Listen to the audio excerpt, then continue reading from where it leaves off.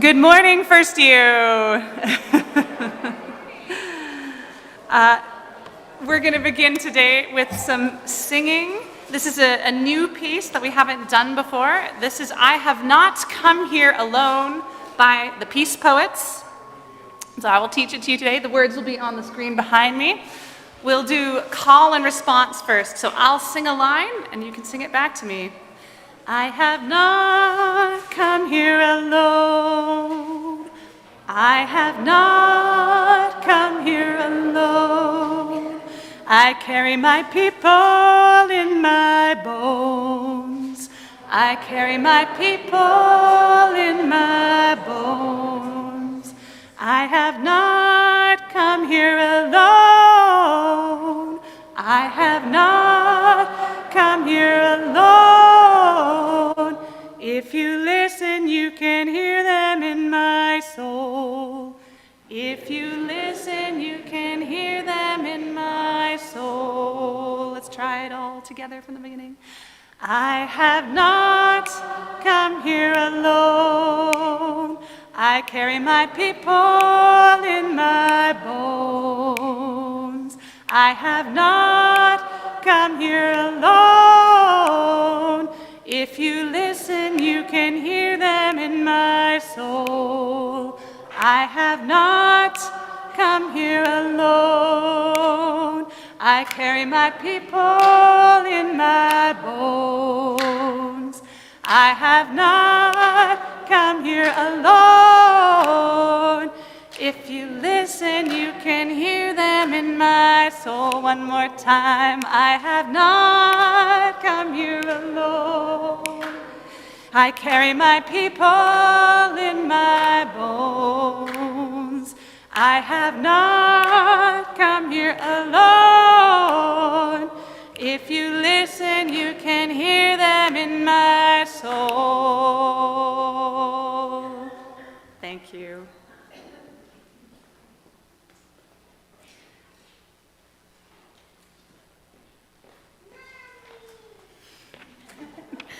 Yeah, mommy. Good morning. I am going to adjust the mic. There we go. I am Amy Berube. I am on the board of directors, and I welcome you here all this morning on this fantastic day. And I'm going to respectfully acknowledge that we are all here on unsurrendered lands of the Algonquin Anishinaabe people today as we worship together. Every morning, my young kindergarten friends thank Mother Earth and the First Peoples for this place where we all are together. I honor their teachings by showing my gratitude and promising to never forget what has happened here. We as a class say thank you for all of this, which I am going to invite you to join me in doing, to thank and remember together. Thank you for all of this. And now, I have some board announcements for you. Next Sunday, November 23rd, Canadian Unitarian Council is having a national worship service, and it will be live streamed at 1 p.m. right over there in Fellowship Hall. And the theme this year is turning towards one another, how to meet this moment with courage, compassion, solidarity. So if you would like to join us for the national service, it'll be at 1 p.m. So please make plans to do that. I suppose you can also watch it from home as well if that's easier. And if you'd like to learn more about the weekend-long CUC virtual fall gathering, which is happening online, there's information in the UU, or you can go to the CUC website. The Men's Breakfast Group is meeting this coming Friday, November 21st at 8 a.m. in Fellowship Hall, which is also right over there. Breakfast will be followed by part 2 of a presentation about the societal impact of artificial intelligence by Chuck Treemster and Larry Jones. Please see the EUU for how to RSVP. Now, if you're not receiving our EUU in your email, it's likely because of our new email server. and the EU is landing in your spam folder. So please make sure that it's not doing that.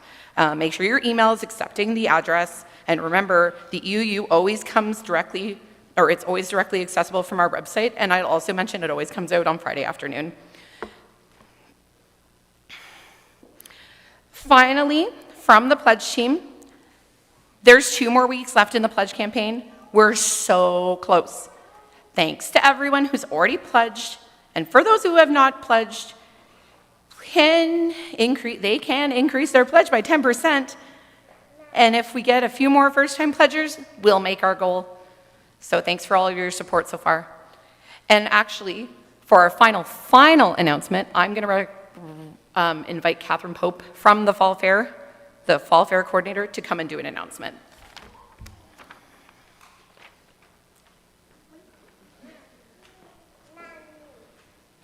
Thank you so much.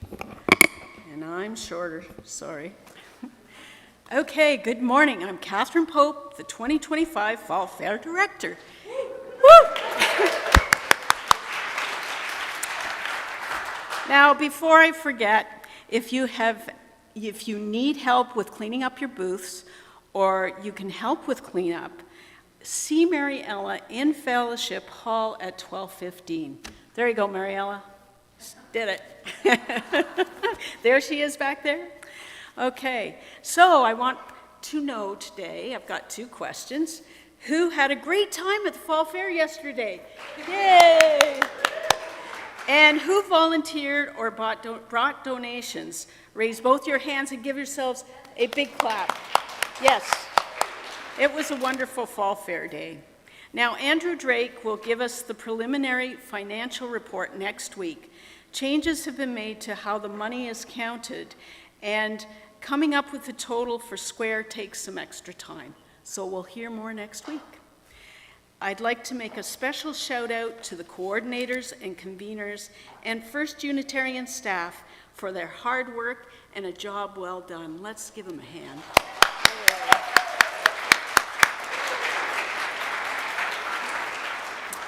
So this week I was thinking a lot about Reverend Lara's interest in historical events. So I asked around. I asked a number of people if they knew when the first fall took place. Well, I asked many people, and interestingly enough, there was no definite answer. But there were some good stories, and I thought more about those people, the earlier Fall Fair folks, and I believe that although the faces have changed, and the food we serve may be different, and the things we sell may be different as well, the reason for being here is supporting the Fall Fair. I believe that supporting it is supporting First Unitarian of Ottawa and our community. I believe the community building and camaraderie that happens now is just as important as in the past. For example, there were a few of us who had tea together every day, and we all agreed that any homemade goodies and muffins that we ate during Fall Fair have no calories. So there you go. Again, to all of you, for your part that you played in this year's Fall Fair. Let's hear it again for all of us and the Fall Fair. Thank you so much.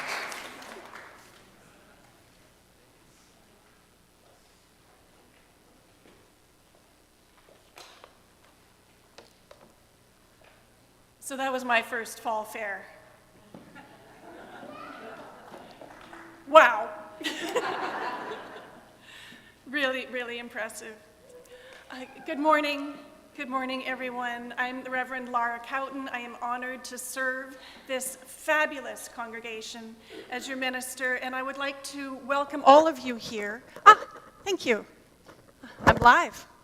Welcome all of you here who are online, and those of you here in the sanctuary with us. Your presence makes this place holy. However you come here, why you come here, whoever you love and however you express that love in the world, you are welcome here. And whatever you're seeking this morning, know that your gifts and your wounds are welcome here. And may you find this time that we spend together to inspire you in living a life of integrity and service and joy. I'm so happy to see all your faces here this morning and to know that there are those of you recovering from the fall fair online at home. And I invite you right now to rise with me in body and in spirit and join in singing our opening hymn.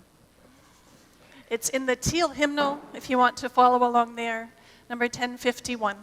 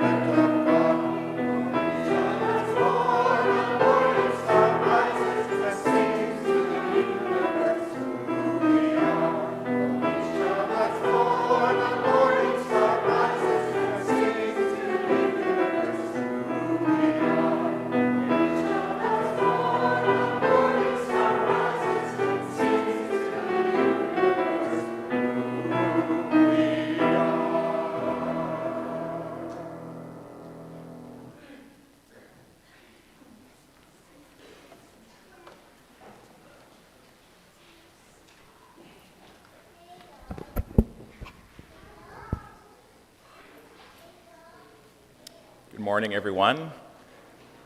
My name's Lee. I'm pleased to be your worship associate this morning.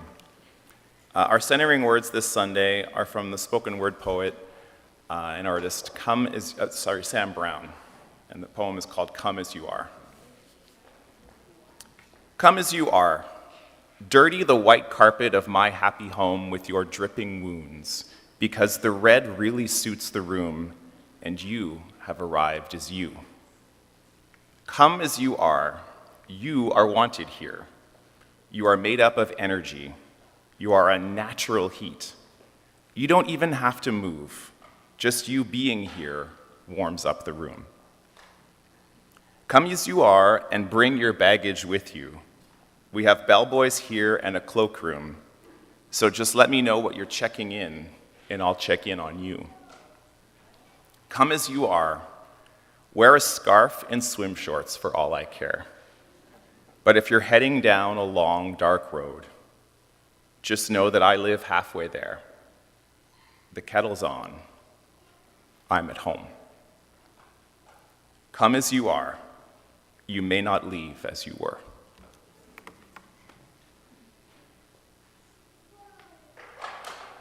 Misha, I think it's time for you to come help me up here.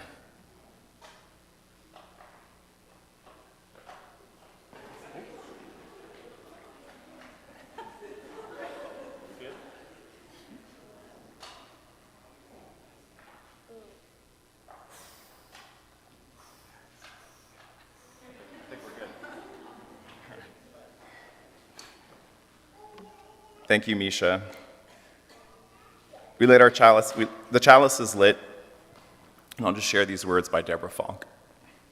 A chalice lit in our midst is a symbol of our liberal faith, a faith built on the foundations of freedom, reason, and welcome, a faith sustained by acts of kindness and justice, a faith that envisions a world flourishing with equality for all people, a faith that demands the living out of goodness, a faith that requires thoughtfulness, a faith of wholeness.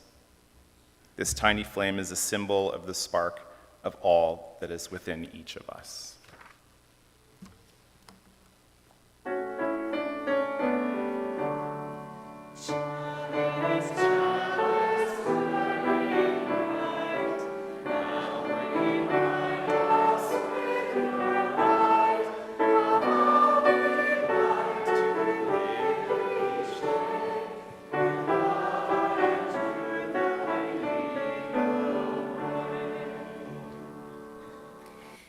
Good morning, everyone. I am Jody McIntosh, Director of Religious Exploration.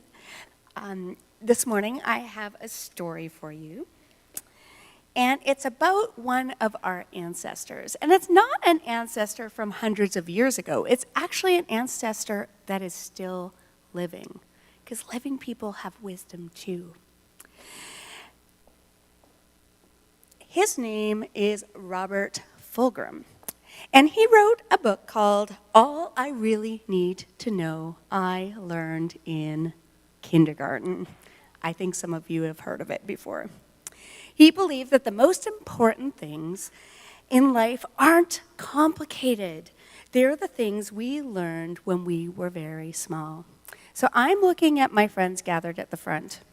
Do I have any friends who are actually in kindergarten? Misha, are you in kindergarten? Are you willing to share something with me that you have learned in kindergarten? You're not in kindergarten? Are you willing to tell me something you learned?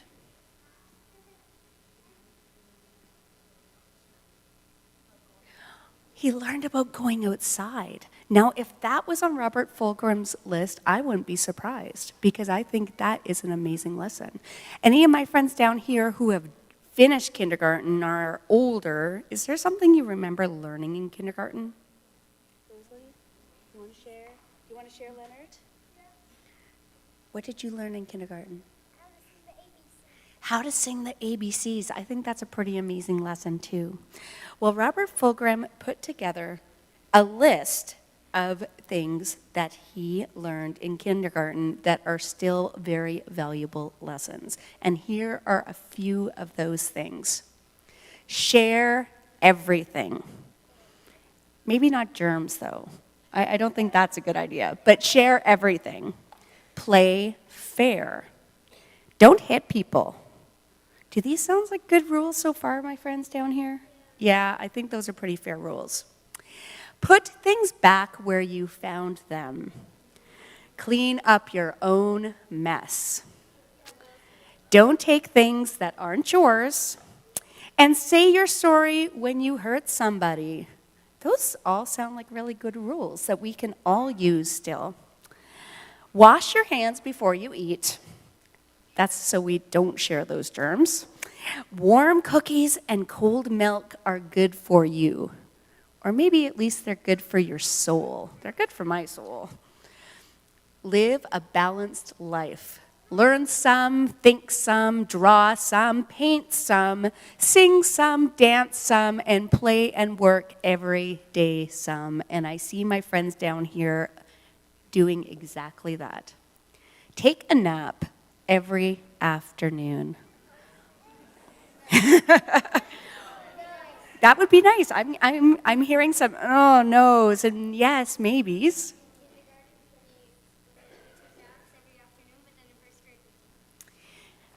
Hazel said in kindergarten they took naps every afternoon, but by grade 1 they didn't get that. Ugh. At least take a rest, right? Rest is very important. When you go out into the world, watch out for traffic. Hold hands and stick together. Be aware of wonder. Remember the little seed in the styrofoam cups? Did you guys ever do that? I think we've done that downstairs before. And the roots go down and the leaves go up. And why that happens, no one really knows. And no one really knows how or why, but we are all like that. That's a lot of wisdom packed right into kindergarten. Are you going to be in kindergarten soon, Sammy? Oh, that's great. And Robert Fulghum said something else that makes me smile. Think about a better world. What a better world it would be for if the whole world had cookies and milk around 3 o'clock every day and then took a nap. Or if all the governments had as a basic policy to always put things back where they found them and to clean up their own mess.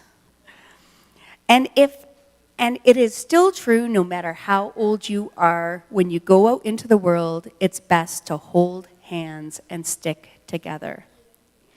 Our Unitarian ancestors believed in all these same ideas: kindness and fairness, caring for each other, and living with wonder. So when you share, when you say sorry, or when you hold hands, you're living their wisdom too. Let's remember, when we go out into the world, it's best to hold hands and stick together. I love that advice.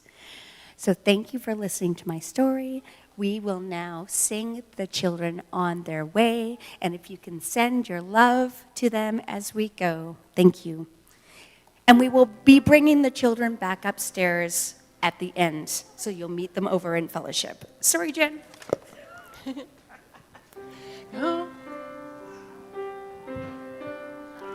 Go now in peace, go now.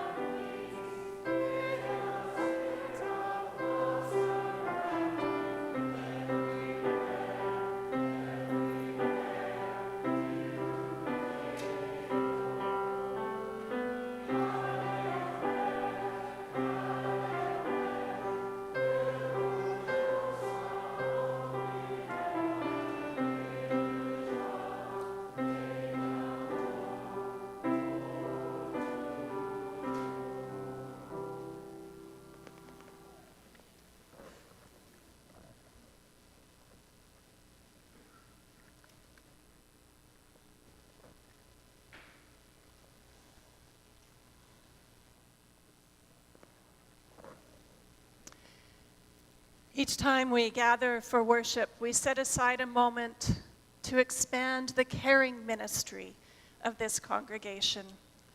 And together we recognize the circle of life and death, the joys and the sorrows that make our lives complete.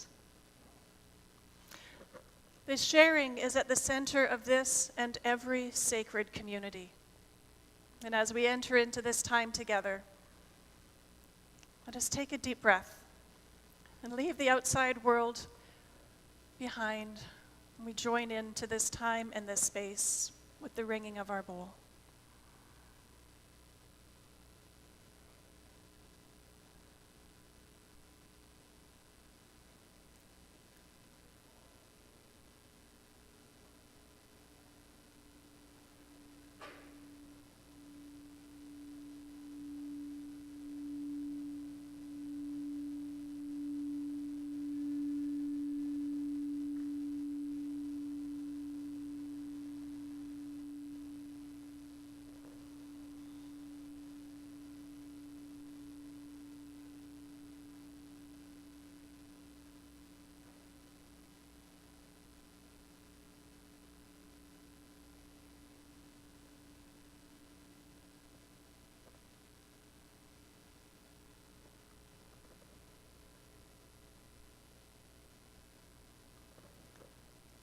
It is the tradition of this congregation to drop stones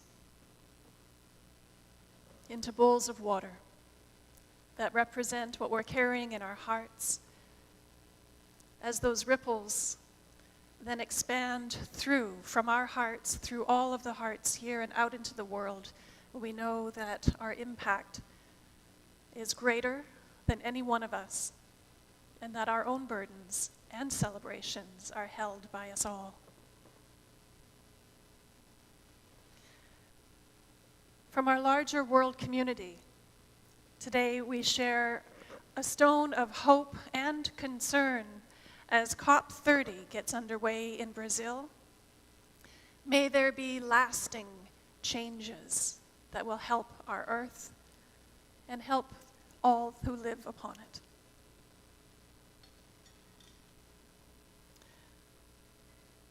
A stone of joy and gratitude for all of the many hands and volunteers and shoppers who made the fall fair such a success. A stone of grief and concern for those many people experiencing food and housing insecurity in our larger community and even within it.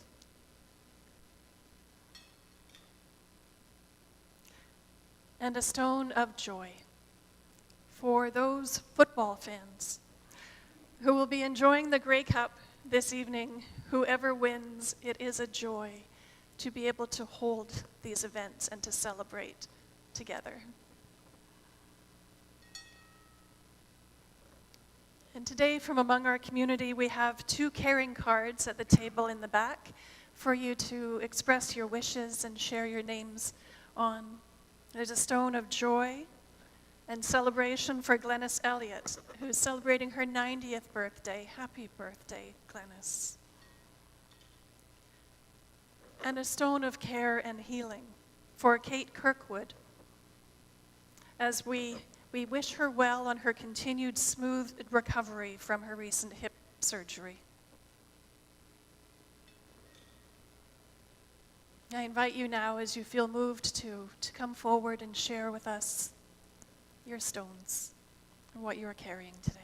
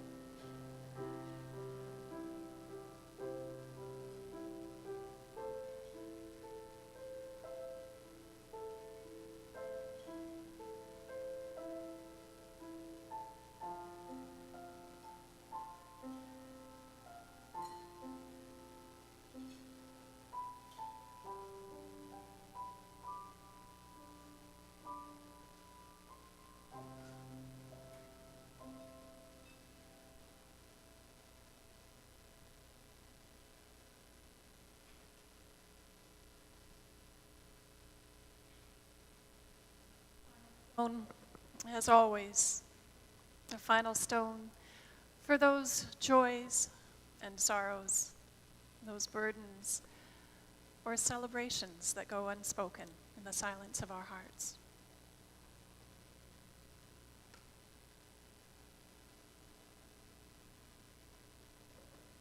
I invite us now into a time of shared silence, a time for your own reflection and prayer.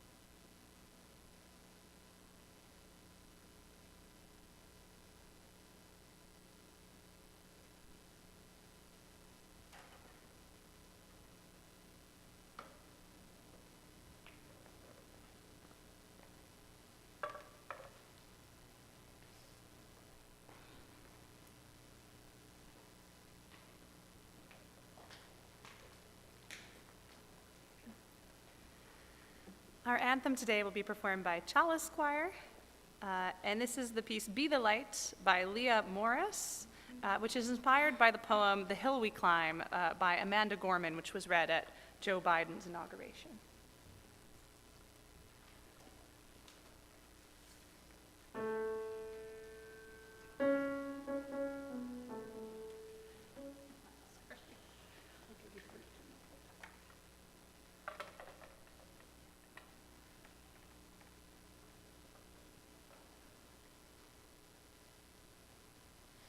There is always a light when we are ready to see it.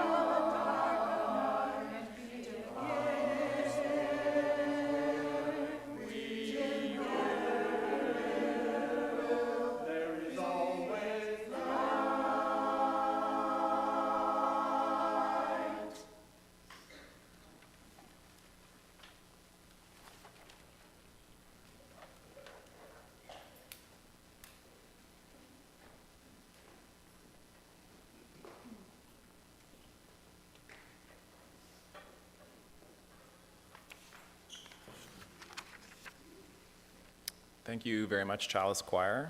If I can invite the ushers to come forward at this time. Our congregation has a long history of care, vitality, and bringing people together to move the arc of justice forward. The offerings collected each Sunday help us to live into our values within this congregation and in supporting many good works beyond our walls. Whether you're here in Worship Hall or anywhere else, we rely on one another to keep this congregation vital and resilient. If you have any questions about how you can give in support of the work of our community, please go to our website or contact our finance manager to find out how to make a donation or contribute to your pledge. I offer this affirmation of gratitude for the gifts shared today. Let us be grateful when we are able to give, for many do not have that privilege. Let us be grateful for all those who share their gifts, for we are enriched by their giving. And let us be grateful even for our needs, so that we may be held by the generosity of others. These gifts are freely given and gratefully received. We dedicate these gifts to the work of our larger community of faith, serving human wholeness, caring for the planet, upholding religious freedom, welcoming the stranger, and loving one another. May the work of our hands and the generosity of our hearts be given in gratitude this day.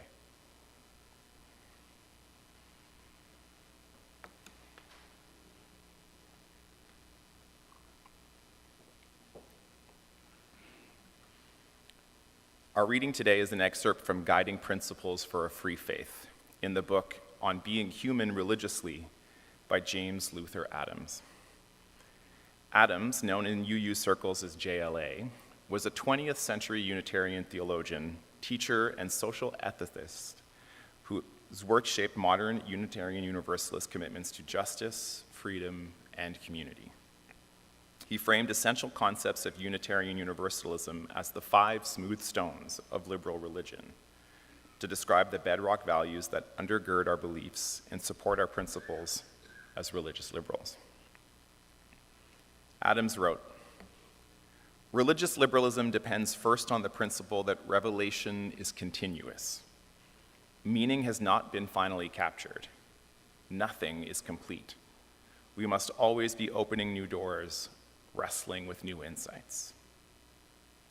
Second, all relations between persons ought to rest on a mutual and free consent. Liberalism holds that authoritarian structures, whether political, religious, or familiar, must give way to voluntary, covenantal forms of community. Third, religious liberalism affirms the moral obligation to direct our efforts toward the establishment of a just and loving community. The faith of the liberal is that loyalty to the community of justice and love will provide the resources for the satisfying of personal needs. Fourth, we deny the immaculate conception of virtue. There is no goodness without the engagement of power. Individuals and institutions must employ the powers that make for justice. We are called to use power not for domination, but for liberation. And fifth, the resources available for prophetic, transforming action are greater than the forces that oppose them. Liberalism rests on an ultimate faith that the sustaining and renewing power of community, of human beings cooperating with one another and with the divine, makes hope realistic. These are the 5 smooth stones with which the liberal faith meets the giants of oppression and injustice.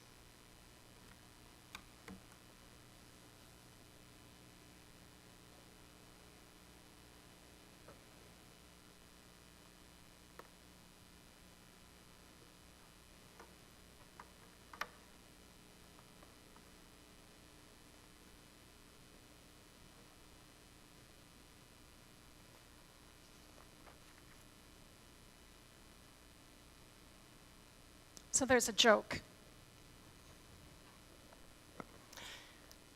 that a Unitarian Universalist on the way to the afterlife comes to a fork in the road, and there's a sign.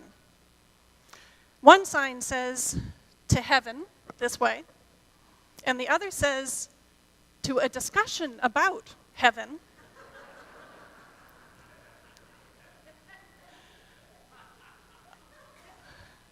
without hesitation, where did they go? Perhaps hoping there would be coffee.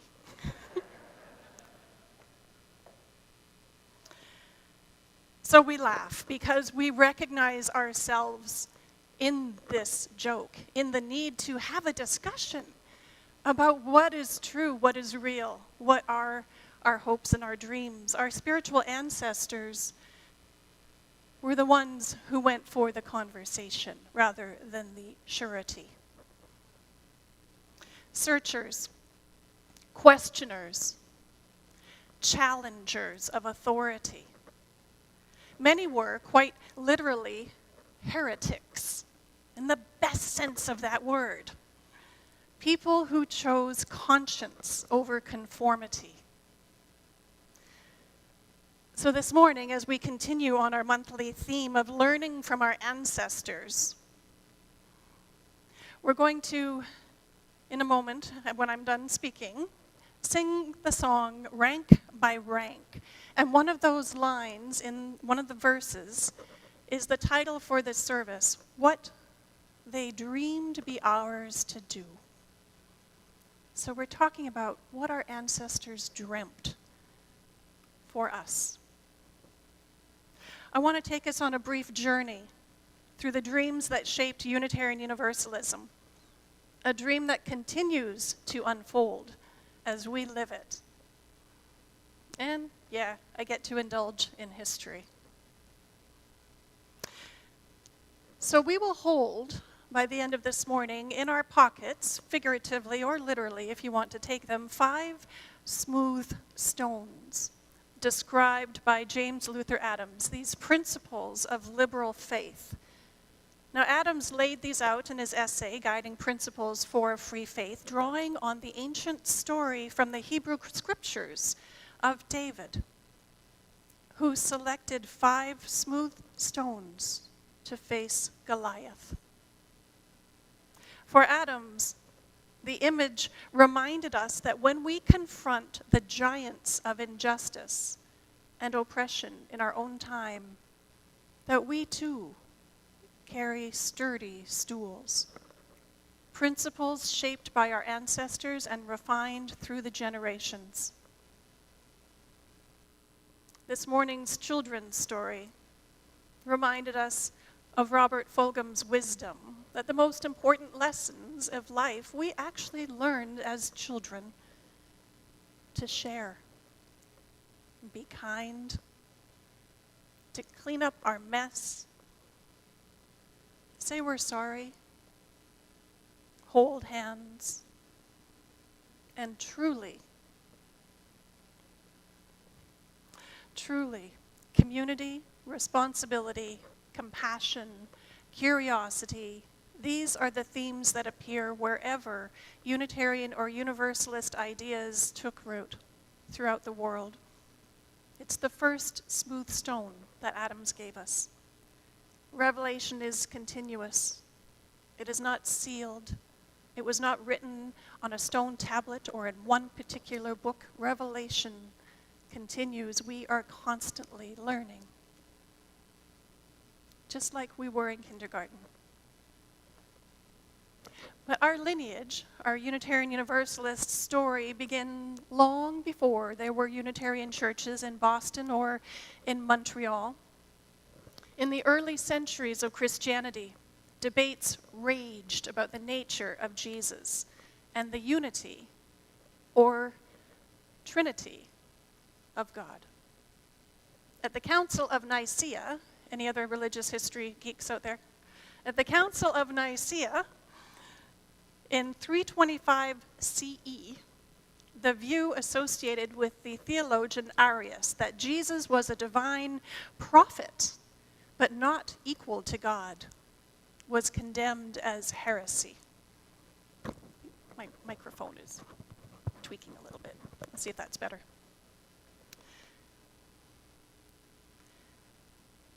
Many early Christians struggled with the doctrine of the Trinity. It didn't fit their sense of logic or their interpretation of scripture or the teachings of Jesus, nor their experience of a single loving, compassionate God of whom Jesus spoke. Their faith was not a rejection of Christianity, but a return to its ethical heart, following the teachings of Jesus rather than building a religion about him. Now, during the Reformation, these non-Trinitarian believers came to be known as Unitarian. They thought it was an insult. Ha! Unitarian, for their insistence on the unity of what is divine. And for daring to say so, many paid a very dear price. One of them, one of our Unitarian martyrs, was Michael Servetus, the brilliant Spanish physician and theologian who challenged the doctrine of the Trinity because after the emergence of the printing press, when people could read the Bible for themselves, he said the doctrine of the Trinity made no sense to Scripture or to reason. And he wrote a pamphlet that got him into trouble called The Errors of the Trinity. For that, he was hunted by both Catholics and Protestants and was burnt at the stake in 1553 by Calvin in Geneva. But his death ignited rather than extinguished the movement of our liberal faith tradition. In Transylvania, Unitarianism found a refuge and took hold there, and still is thriving. Giorgio Biandrata, an Italian humanist of the day, and Francis David, a courtier for the King John Sigismund, the world's only Unitarian king. Now, John Sigismund converted to Unitarianism because of what he learned from Francis David and Giorgio Biandrata. They worked to shape a radical view back in that day, a new vision of Christianity, a new vision of pluralism and acceptance of other views. It was truly radical in the day. Sigismund issued what was called the Edict of Torda, one of the first declarations of religious toleration, accepting that there could be more than one official religion in the land, and Unitarianism was one of them. David, in his convincing argument to the court as they debated religion, said, this quote is attributed to him, but there's much debate about it because, we like our debates. David said, apparently, we need not think alike to love alike. And he further argued that he would defend to the death someone else's right to believe what they wanted to believe, even if they weren't his own beliefs. This is the spirit of that second smooth stone, that community must be based on consent and not coercion. Meanwhile, back in the day, the Reformation day, in Poland, the Socinians were developing deeply ethical and rational, freedom-loving movement before being violently suppressed in the late 1600s and almost wiped out. Yet as always, the dream still persisted, and it made its way across Europe.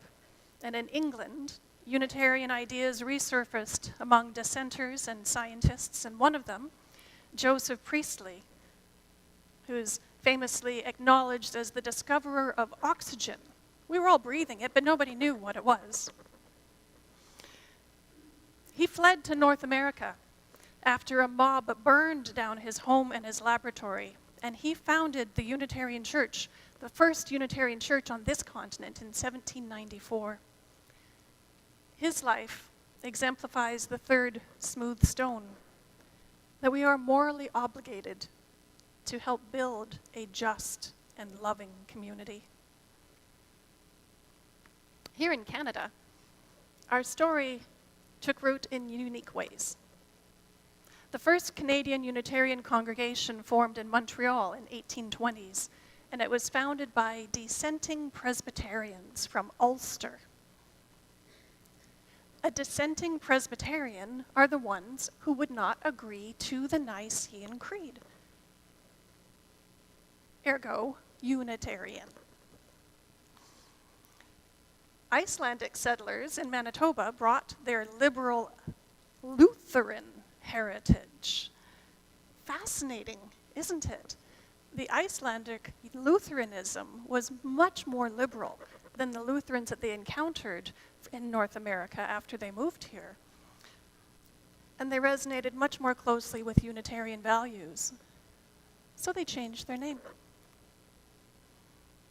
And according to Heather Watt's Canadian Unitarian Universalist Records Survey from 1990, Unitarian congregations also existed in Toronto, in St. John, in Winnipeg, in Ottawa, and in Hamilton. And among their early members was Dr. Emily Stowe, the first woman to practice medicine in Canada. Universalism arrived through itinerant preachers such as John Murray and grew in rural networks in the eastern townships and in Ontario. Universalists really outnumbered Unitarians in the early days, and they rejected the harsh doctrine of Calvinism. And they affirmed the dignity of every soul, which Calvin had a hard time with. And they welcomed women as preachers, long before most denominations did. And they had women preachers in Canada. These were largely small congregations in farming communities. They were loosely organized, and they dwindled in numbers over time, but their theology left a permanent mark. Some of the Canadian voices who shaped our movement are familiar to us. Charles Edis, longtime minister in Montreal, described the difference between the two traditions of Unitarianism and Universalism in this way. He wrote, Universalism focused on the doctrine of God as love, and Unitarianism focused on the doctrine of humanity as potential. And the union of the two, he said, became a marriage of heart and mind. And this is how we still understand that difference between Universalism and Unitarianism today in many of our conversations. Philip Hewitt, the minister in Vancouver for more than 3 decades and one of our great historians, noted that when the CUC, the Canadian Unitarian Council, was formed in 1961, the name Unitarian reflected the numbers, but not the theology of the people in our congregations. He always emphasized that congregations were free to choose the name that best reflected their identity.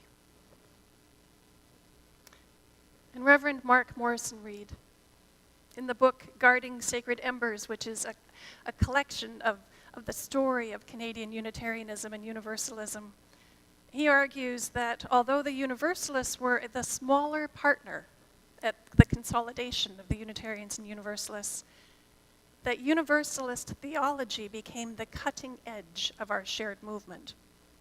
And he points to our 7th principle, the interdependent web, as a deeply Universalist idea. To affirm the interdependent web, he writes, is to be a modern-day Universalist. We are all connected. And as Warren Ross observes in The Premise and the Promise, he says, Universalism won. Not in the sense of power, but because Unitarian Universalist values today are closer to historic Universalism than to Unitarianism. But yet many of our congregations call themselves Unitarian, as this one does.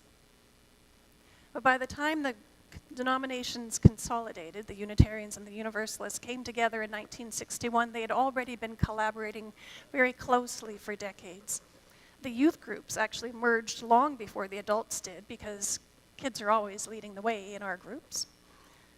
They merged as early as 1953.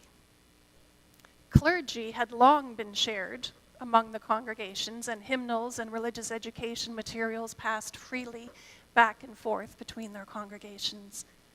And at the time, at the same meeting that created the Unitarian Universalist Association, the Canadian Unitarian Council was formed to connect our congregations across this vast land. You still with me? This brings us to the fourth smooth stone.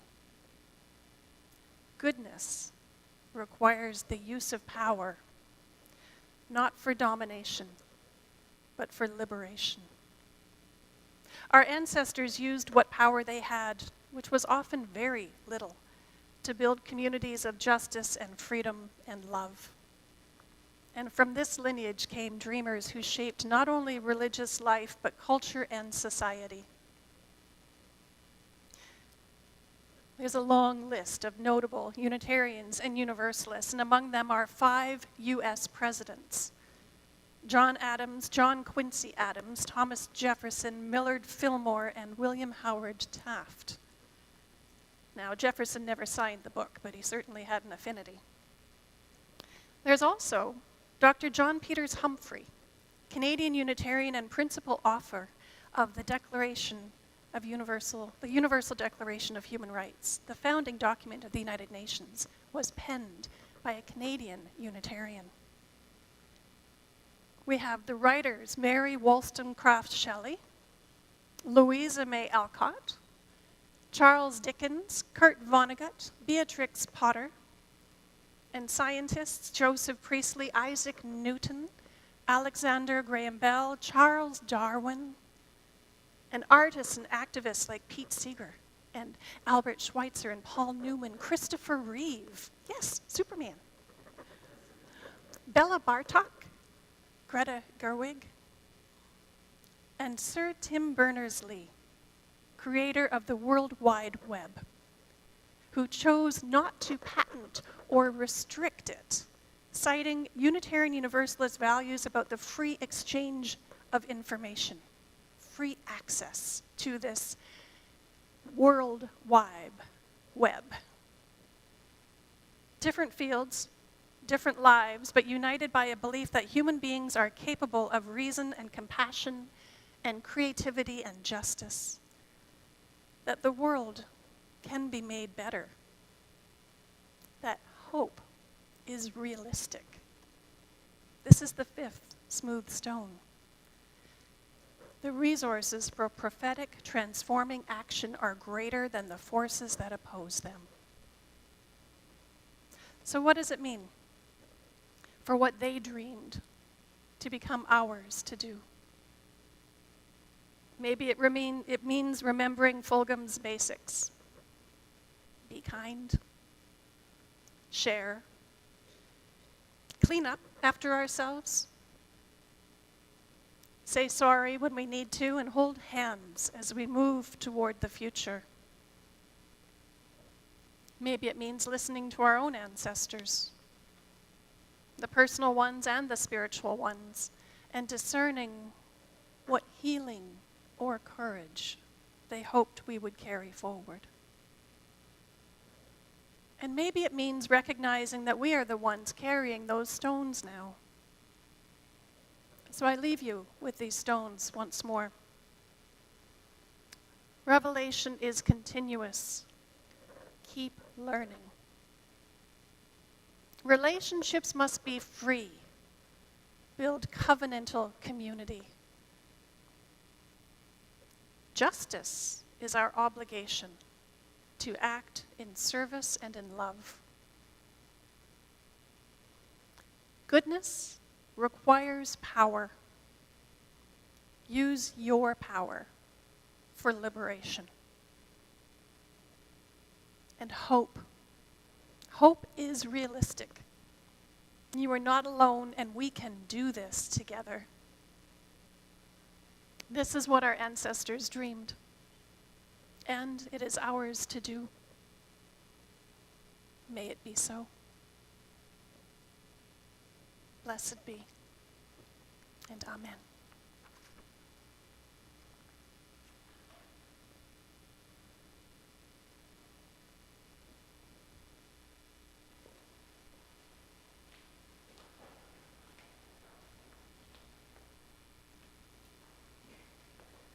Our closing hymn today is number 358 in your gray hymnals.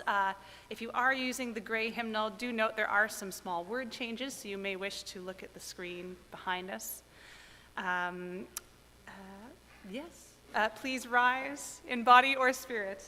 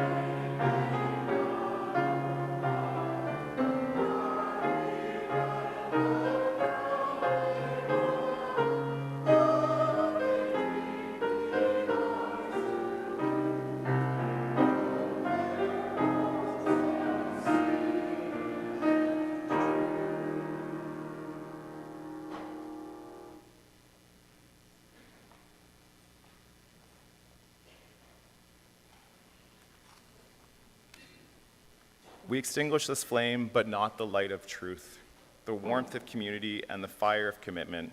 These we carry in our hearts until we are together again.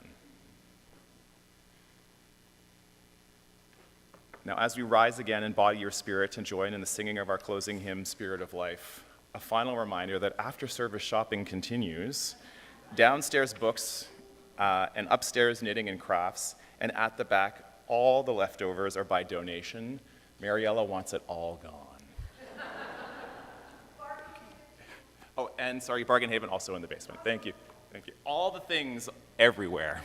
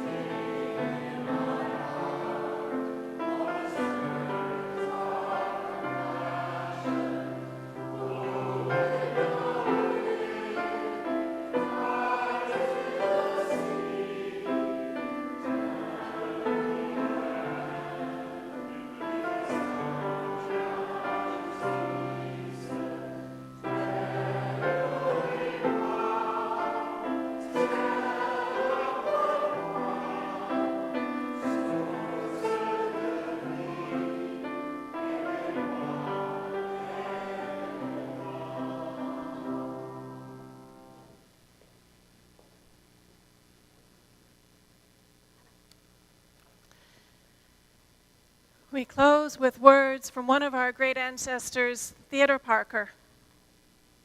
Be ours a religion which like sunshine goes everywhere, its temple all space, its shrine the good heart, its creed all truth, its ritual works of love, its profession of faith divine living. May it be so. Go in peace.